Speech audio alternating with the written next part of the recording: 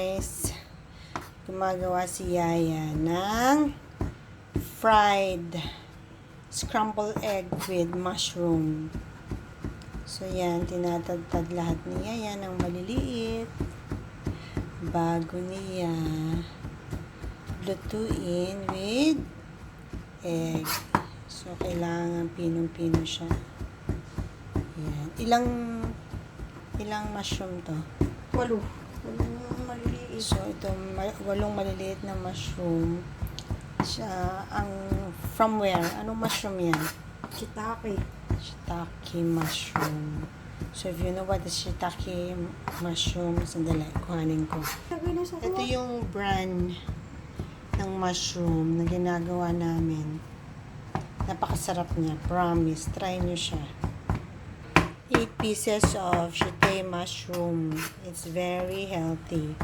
And my kids love it.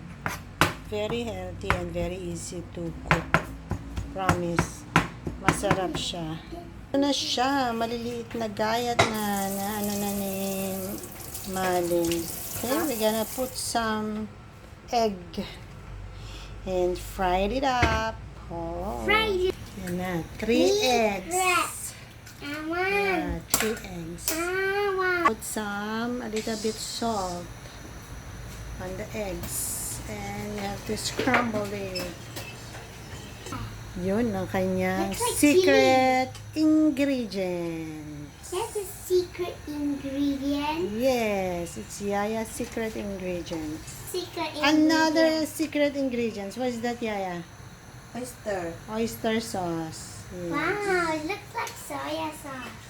So, all the mushrooms, she gonna fry it first to cook before putting in the egg.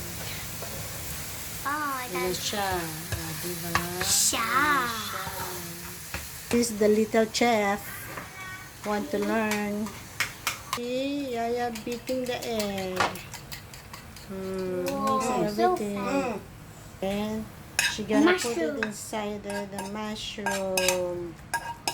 Then mix again. Yeah. I'm a castayasha. So it's gonna mix They don't over. Then we're gonna fry it. Then after this, ayan na siya. There you go.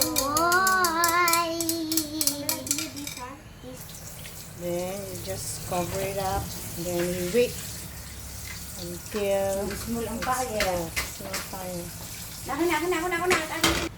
Pag ganyan na, itsura niya, pwede na niyang i-flip para yung kabila naman.